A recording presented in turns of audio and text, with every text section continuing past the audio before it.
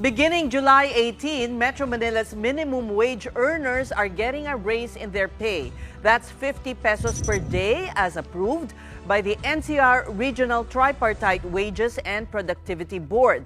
The Wage Board touts this as the highest minimum wage hike they have ever given. The adjustment brings the daily pay to 695 from 645 for workers in the non-agriculture sector. It's 658 pesos from the current 608 pesos for those in agriculture, service, and retail establishments employing 15 or fewer workers, and workers of manufacturing companies that regularly employ less than 10 workers. In total, this is an additional monthly take-home pay of 1,100 pesos for those who work 5 days a week and 1,300 pesos for those on 6-day work weeks. Around 1.2 million workers stand to benefit from this wage increase. But for several lawmakers, the wage hike is just a drop in the bucket and will not cover workers nationwide as proposed in the now-dead legislated wage hike. On day one of the 20th Congress today, the party-list arm of the Trade Union Congress of the Philippines, or TUCP, refiled the bill for a 200 peso per day increase in wages. The Makabayan bloc has also resubmitted its pitch for an increase of 1,200 pesos in the daily minimum wage. On the other hand, Ka-Manggagawa Party List moved to amend the Wage Rationalization Act, or the Republic Act 6727. This is to allow an equal minimum wage for Luzon, Visayas, and Mindanao to pave the way for the banning of contractualization. Other measures pushed at the opening of the 20th Congress were House Bill Number 1, or the Rice Industry and Consumer Empowerment Act. This aims to restore the regulatory powers of the National Food Authority on the staple to fight hoarding and surges in rice prices. There's also the refiled absolute divorce and anti-political dynasty bills, and a law that would mandate a 1,000 monthly allowance for public and private school students from kindergarten to college.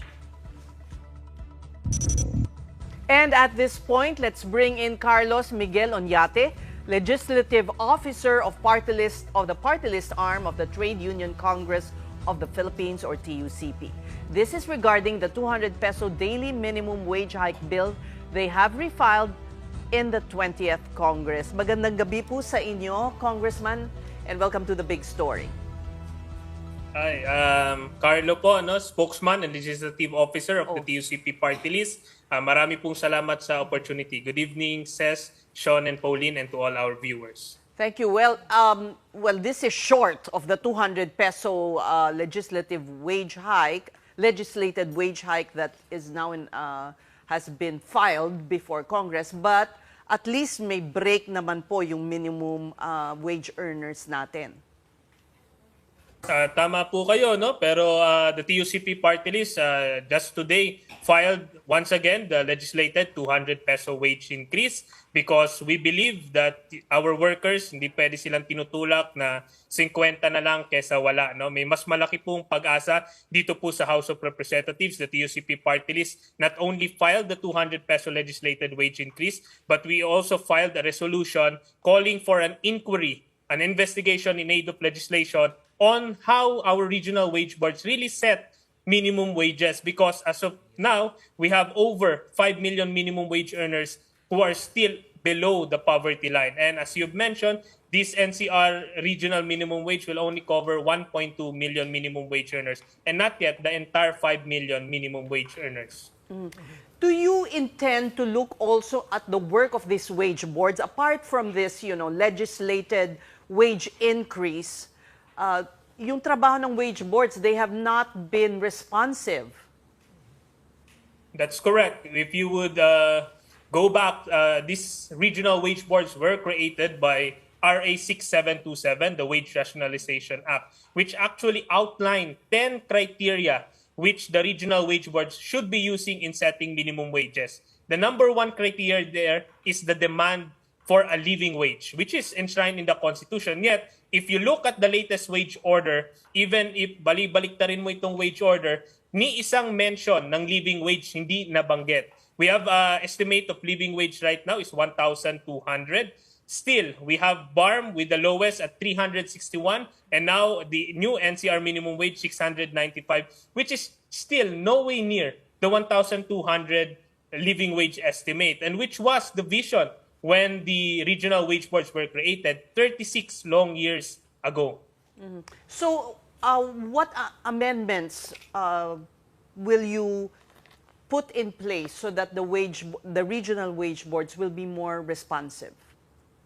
Yes, as I've mentioned, we are looking forward to actually investigating the functioning of the regional wage boards. We note, no, number one is that while this is tripartite in composition, you have government, employer, and then worker.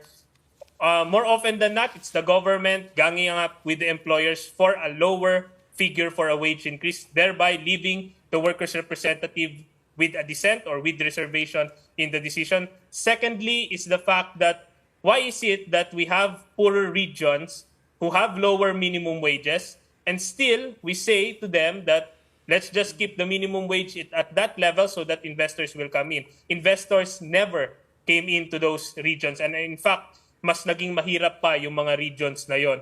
Pangatlo, no, meron ding proposals, no, which we are very seriously considering. Number one is just to abolish the regional wage boards and just go back to the national minimum wage system, which was the system before the regional wage boards were created. And secondly, why don't we shift to industrial wage boards, wherein you have industries that are recording so much growth and therefore can pay a higher minimum wage, and then you have other industries which can set their minimum wage. But the bottom line is that the minimum wage that we should be setting should always be a step closer to the living wage. But now, because of inflation, because of how the rising prices have already overtaken the increases given by the wage boards, we are going farther and farther from the living wage. Okay, Carlo, if we look at it from the other side of the coin, though, of course, maraming mga MSMEs, which make up a bulk of the businesses here, they're always saying baka hindi na sila makapag-hire more, or they might have to let some people go para lang mabigyan yung iba nitong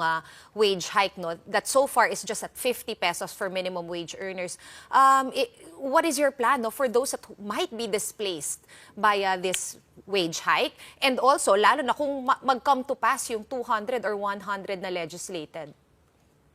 Yes, the TUCP Party-list filed, actually it's now House Bill number 88, no, one of the first legislation now, day one of the 20th Congress. It actually includes a provision wherein for small businesses, the Department of Labor and Employment should come up with incentives so that we can aid their wage compliance. Secondly, we also articulated in the bill that there are existing exemptions actually now enjoyed by our barangay micro business enterprises. They are automatically exempted from the minimum wage increase. And thirdly, as we have stated, the 19th Congress legislated wage increase, which unfortunately did not become a law, actually went through almost 3 years of deliberations in the House and in the Senate, wherein you have Ibon Foundation actually estimating that the cost of a 200 peso wage increase is only 9 to 15% of the annual profit of our businesses across from micro down to the large. So we believe that this 200 peso wage increase is actually doable. It is actually a win-win for all our businesses, workers, as well as our economy. Well, Carlo, alam naman natin matagal na talagang isinusulong itong wage hike. Kaya marami na rin nagdududa kung maipapasa ba talaga ito. And some even think that the only reason this is being pushed now, it's being talked about now, is mag-eleksyon na rin come 2028. It's the national presidential elections. Do you think this is just being used as a campaign tool, a campaign promise?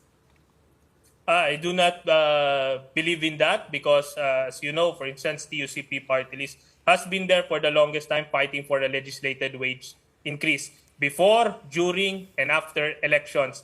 What is clear to us, especially with the May 2025 Social Weather Station survey, is that it shows you that over 90% of the respondents there actually want the Senate and the House to prioritize the legislated wage increase. And that we would like to believe that the hundreds of them who voted back in the 19th Congress, both the Senate and the House, and who committed and who actually passed it in both their chambers, will once again follow through this 20th Congress. Because this is actually to prove that indeed they did not just pass the legislated wage increase for the 2025 elections then.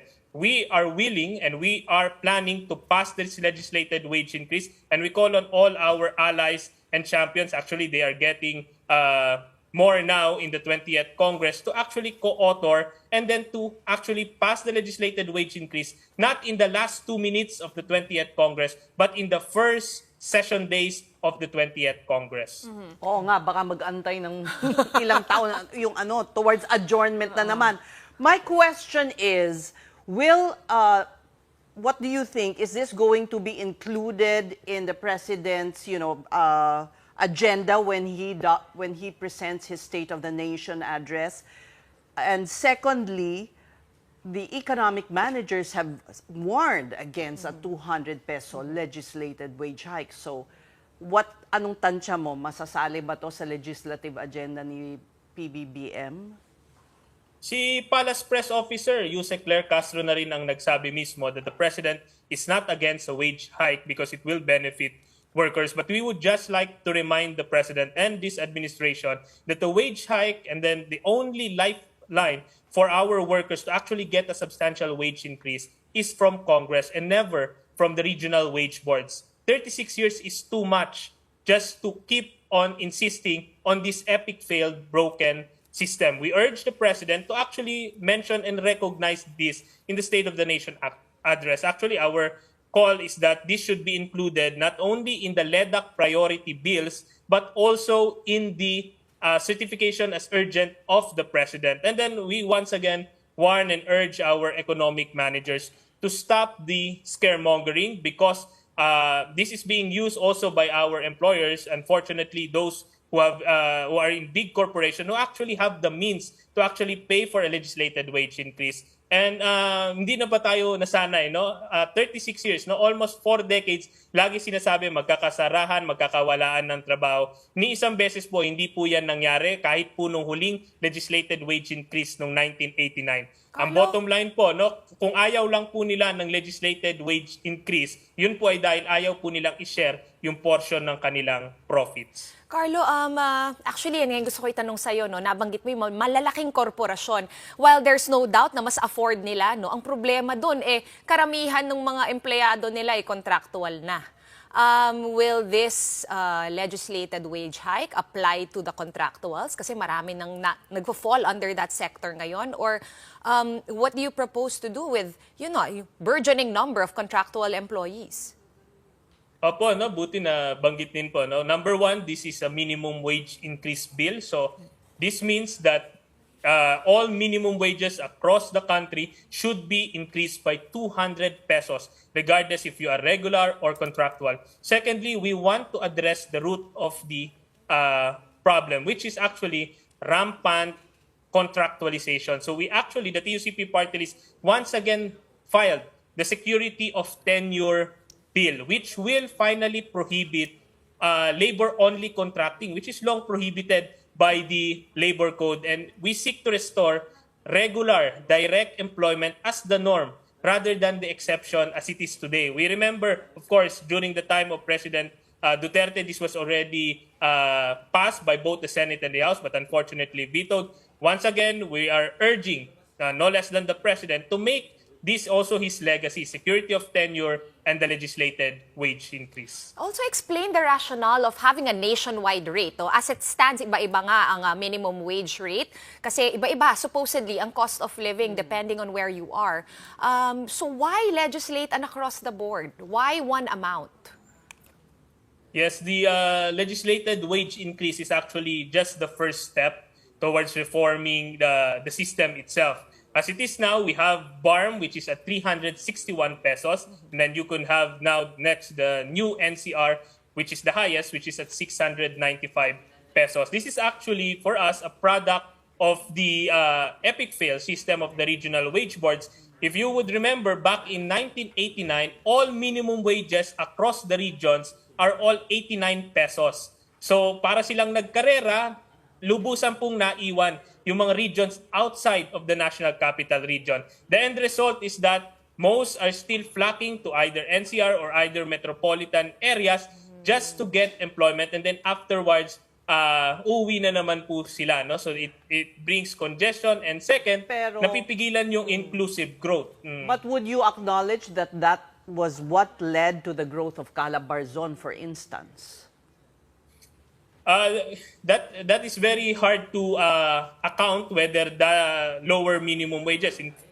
For instance, you mentioned Calabarzon. Calabarzon, of course, being a region, not only has one minimum wages. Actually, they even slice the areas of Calabarzon with different minimum wages. And then there are areas in Calabarzon wherein you will just take 10 steps, then NCR, it would be a whole new rate. So we believe that it is through investing in our workforce, but that through upskilling and reskilling, that is actually the driver of growth of our regions, and not necessarily paying them a lower minimum wage so that investors will come in, because investors are not after actually lower wages, but actually more competent, quality workforce.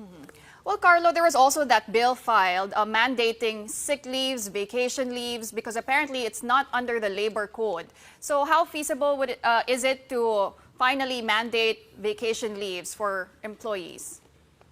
Actually, we welcome all those measures, actually institutionalizing what are the contents of collective bargaining agreements. Because as of now, unfortunately, we have only 5% of our workers who actually have a union, and then much, much lower who are covered by a collective bargaining agreement, because unfortunately the Philippines remain among the worst countries for workers according to the International Trade Union Confederation. So these bills are very important because they institutionalize what is already included in those workers that are already covered by a collective bargaining agreement.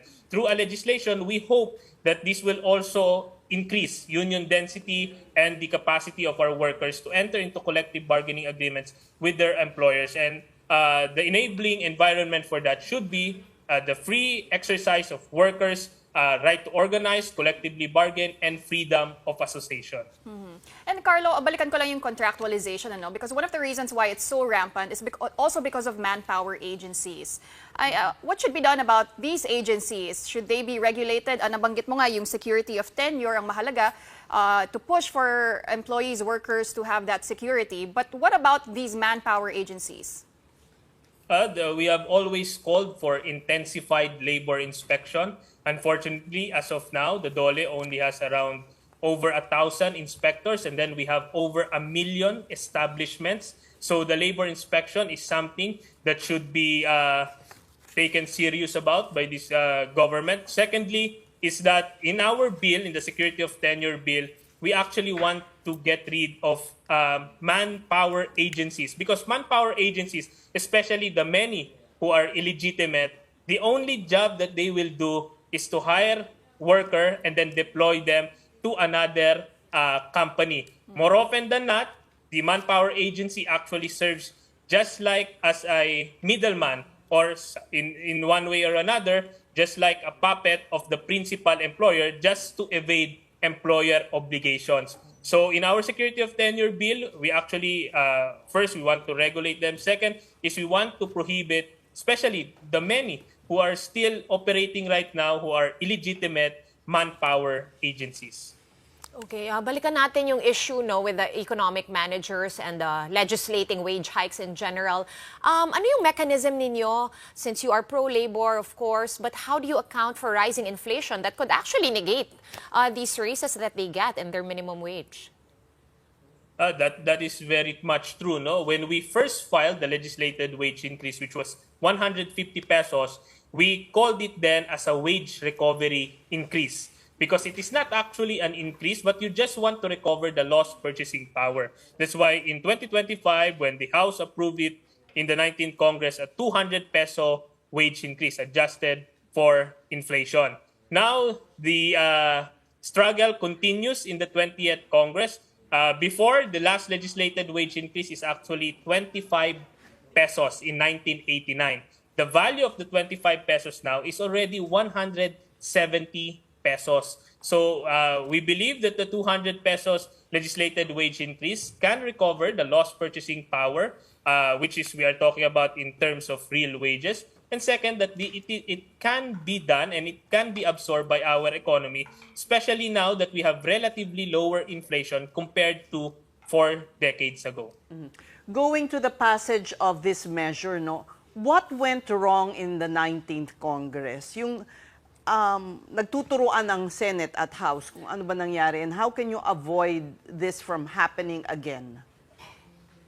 Number one na ginagawa namin to avoid that is actually filing it on day one rather than waiting until the last weeks of Congress just to pass it. Secondly is that we have more allies inside and outside of the House and of the Senate now because there are also many party lists who won that is willing to fight for progressive causes.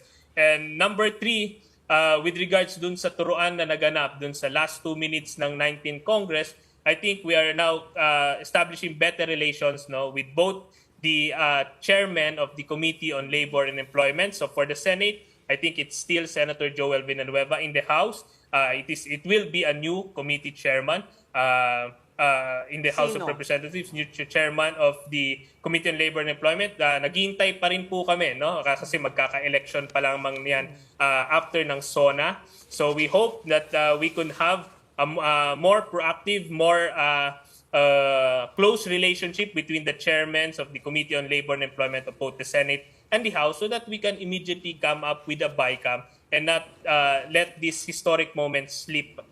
Who's your ideal chairman, Carlo? From the wala pa kaming babanggiting pangalan, no? Basta ang gusto namin sana, no, yung ating magiging chairman is also one of the principal authors of the 200 peso wage increase para nandun yung puso niya dun sa bill, nandun yung puso niya para dun sa Committee on Labor. Actually, banggitin ko lang rin, we are also calling on, no, both the yung mga comebacking and then the newcomers sa 19th Congress in the House of Representatives to please co-author with the 200 peso legislated wage increase. So sana makaabot tayo ng 200 lawmakers for the 200 peso wage increase to ensure its swift passage. I couldn't help but notice number 88, tama? Yes po, ma'am. Yes po, So ma'am. naniniwala kayo sa 88. feng shui? Ganun ba? Talagang inabangan nyo yung 88 na yon?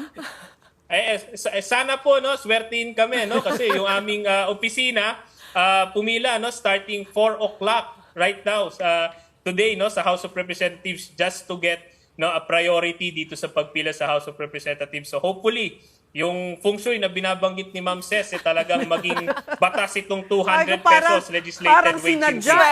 Anong number nung contractualization? Yung security of tenure, ma'am, medyo dulo Medyo dulo kasi mas may iba pang nakapila. Quick clarification lang, Carlo. Since nagsalita na nga yung wage board, no, with the 50 pesos, at least alam naman natin na hindi siya across the board. Pero bukod pa ito no, sa usapan ng legislated wage hike. So kung ano man yung numero or yung amount na ilalagay ninyo sa 20th Congress na bill, bukod pa to dun sa 50. Tama po kayo, no? The legislated wage increase is on top of what the regional wage boards will provide. Secondly, the legislated wage increase does not preclude the regional wage boards from giving an increase. So the legislated wage increase does not abolish, but actually it's a first step. If you come to think about it, if it is already Congress that is increasing wages, which it originally delegated to the regional wage boards, then definitely may something na palpak na ginagawa yung ating regional wage boards. Kaya kailangan ng manghimasok ng House of Representatives at ng Senado sa wage setting. All right. Well, I remember when that was passed, yung regional wage boards, there was so much hope in them. Pero that was what? 20 years ago ba? The regional wage boards were created in 1989.